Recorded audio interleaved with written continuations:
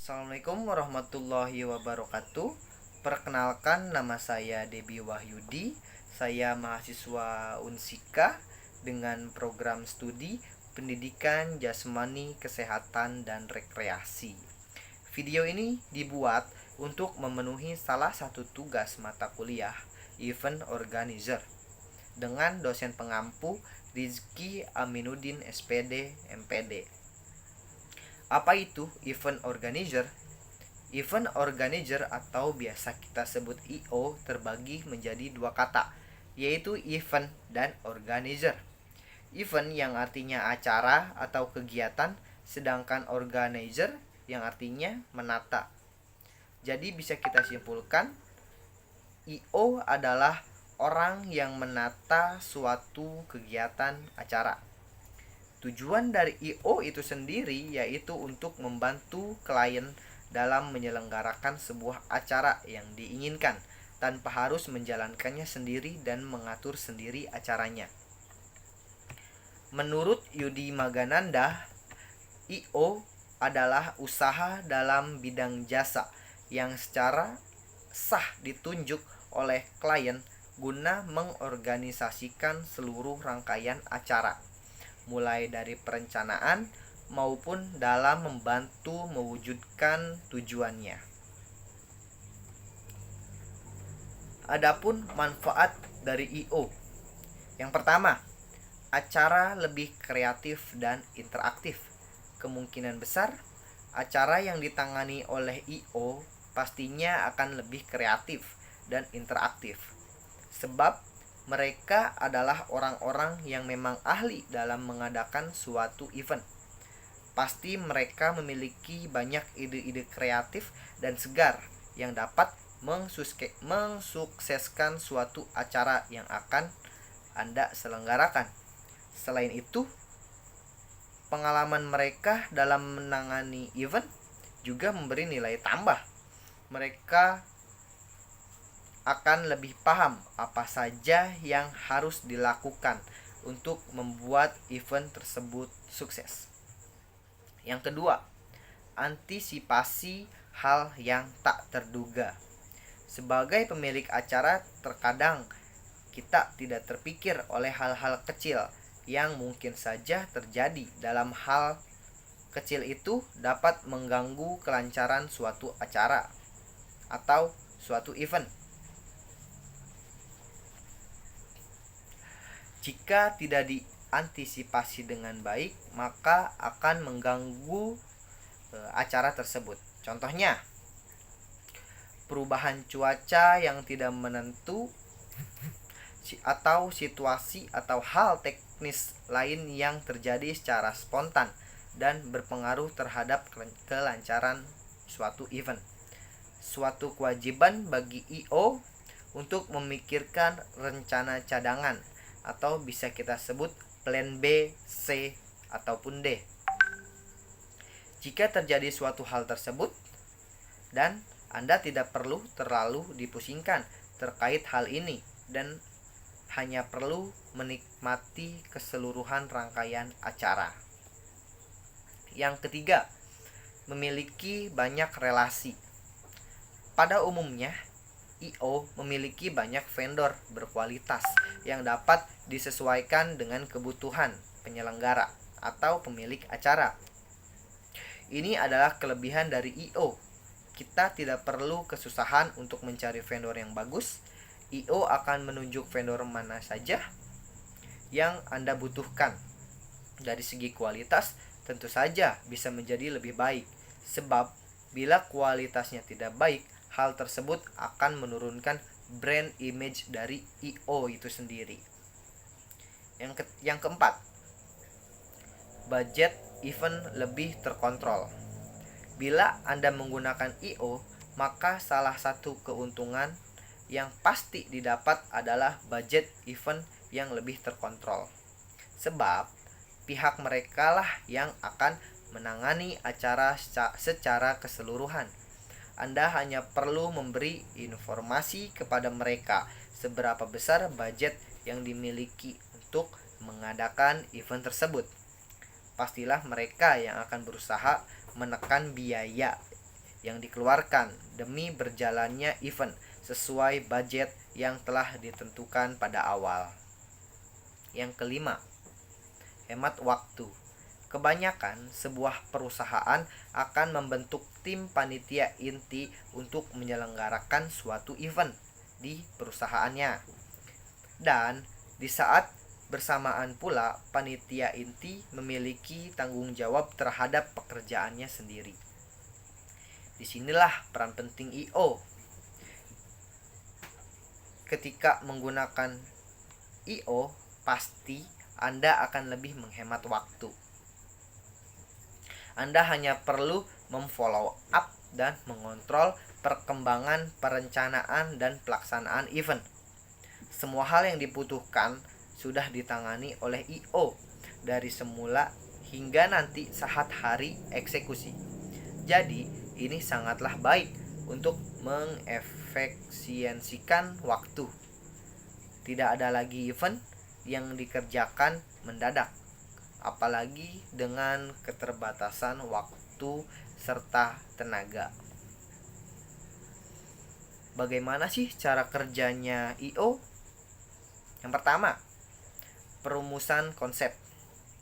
Pertama-tama tentunya tim inti dari suatu I.O akan berembuk dan mengadakan brainstorming guna menyusun konsep dari acara yang akan dilakukan, mulai dari penamaan, tema acara, lokasi, dan lain sebagainya. Tahapan ini adalah yang paling krusial karena nanti akan berpengaruh terhadap besarnya anggaran yang diperlukan, teknik pelaksanaan acara, menentukan sumber pendanaan, penataan lokasi, beberapa banyak SDM yang diperlukan, hingga kepada berapa besarnya keuntungan yang dihasilkan. Perlu dicatat, tidak selamanya ide unik itu bisa dengan mudah terwujud dan terlaksana.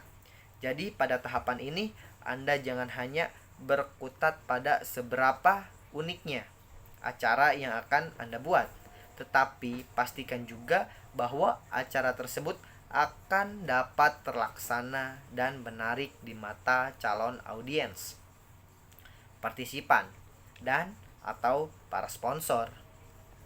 Contoh yang nyata adalah pada kasus kegiatan event Vire Festival beberapa waktu lalu, yang mana mereka memiliki konsep suatu pesta mewah di pinggir pantai di Kepulauan Bahama, tetapi tidak memperhitungkan kesulitan akomodasi, transportasi, dan juga logistik yang perlu disiapkan, dan akhirnya berujung kegagalan.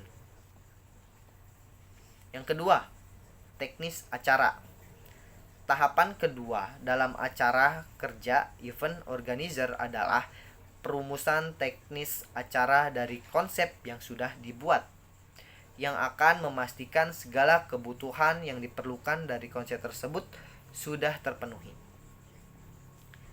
Bagian yang satu ini sangat erat kaitannya dengan pengalaman yang Anda miliki, dan tentunya sangat krusial, karena apabila ada satu hal yang terlewat di bagian ini, maka akan dapat berdampak buruk pada saat pelaksanaan acara. Misalnya, Anda memiliki konsep membuat konser musik di tengah danau. Berarti Anda harus memikirkan bagaimana membangun panggungnya, transportasinya, para kru dan pengisi acara ke panggung tersebut, bagaimana kelistrikannya, pencahayaannya, dan jam berapa di mana acara akan dilaksanakan, dan juga bagaimana memastikan suara yang dihasilkan tetap berkualitas baik. Bayangkan apabila Anda salah dalam mengatur kelistrikannya dan ada kabel yang bersinggung dengan air danau, dan akhirnya malah berujung pada terjadinya konsletting, kerusakan alat, atau bahkan membahayakan jiwa pengisi acara. Di tahapan ini biasanya rundown acara sudah mulai disusun, meskipun nantinya akan tetap disesuaikan dengan kondisi. Sebenarnya setelah tempat, sponsor, dan lain sebagainya sudah memasuki tahap finalisasi. Yang ketiga, menyusun anggaran. Setelah konsep dan teknis pelaksanaan acara sudah disusun dengan matang, tahapan selanjutnya adalah menyusun anggaran dari event yang akan diselenggarakan tersebut, sehingga akan dapat terlihat berapa besarnya biaya yang diperlukan. Anggaran ini nantinya akan dibagi-bagi menjadi beberapa kelompok anggaran dan pengeluaran, yang umumnya adalah pertama, administrasi dan surat menyurat. Yang kedua, perlengkapan dan dekorasi. Yang ketiga, panggung, pencahayaan, dan sound system. Pengisi acara, SDM tambahan, konsumsi, akomodasi dan transportasi, publikasi dan promosi, sewa lokasi, maupun kebutuhan acara. Tentunya, kelompok anggaran yang kami berikan hanyalah contoh umum saja, dan pada kenyataannya akan sangat tergantung pada jenis acara yang akan Anda selenggarakan.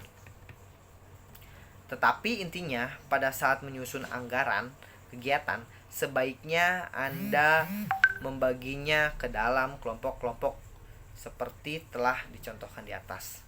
Hal itu bertujuan untuk mempermudah Anda dalam memfokuskan apa saja yang diperlukan dalam acara tersebut, dan juga akan memudahkan Anda dalam memonitoring, menambah, atau mengurangi kebutuhan yang sudah atau belum tercatat.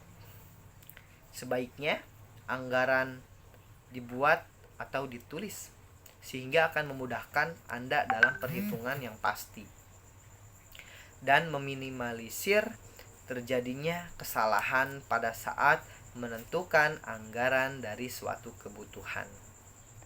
Pembagian tugas. Yang keempat, pembagian tugas. Tahapan yang satu ini tidak umum ditemukan pada I.O. besar yang sudah memiliki divisi masing-masing, tetapi akan sangat sering terjadi pada Anda yang baru memulai atau Anda yang membentuk tim kepanitiaan. Umumnya pada I.O. yang baru mulai, tim inti hanyalah terdiri dari beberapa orang saja, dan pada tahapan ini Anda dan rekan harus menentukan siapa yang bertanggung jawab untuk kebutuhan yang mana. Misalnya A, B, C, dan D membentuk event organizer dan mereka ingin mengadakan turnamen sepak bola.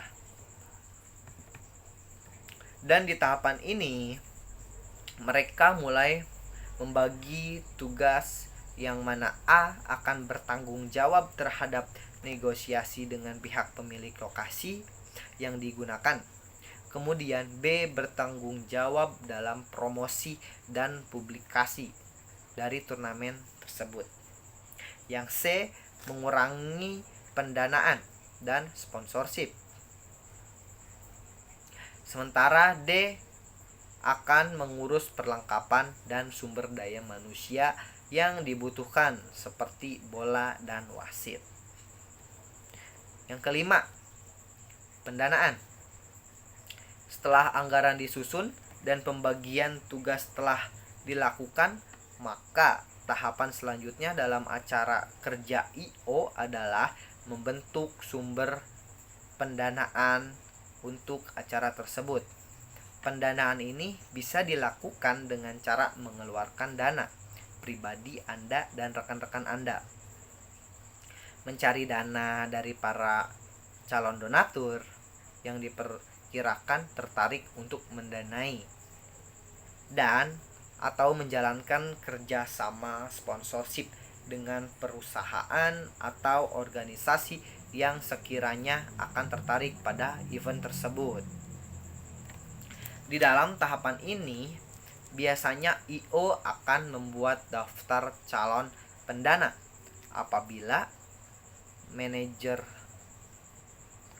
donatur dan juga sponsorship yang akan disesuaikan dengan jenis serta tema acara. Karena biasanya calon sponsorship akan enggan mendanai suatu event yang tidak sesuai dengan produk, jasa, atau merek yang mereka usung. Oke, terima kasih. Itu merupakan sedikit penjelasan dari saya mengenai event organizer, baik dari tujuannya, cara kerjanya, dan yang lain-lain, baik manfaatnya juga. Mungkin sekian dari saya, semoga bermanfaat. Terima kasih. Wassalamualaikum warahmatullahi wabarakatuh.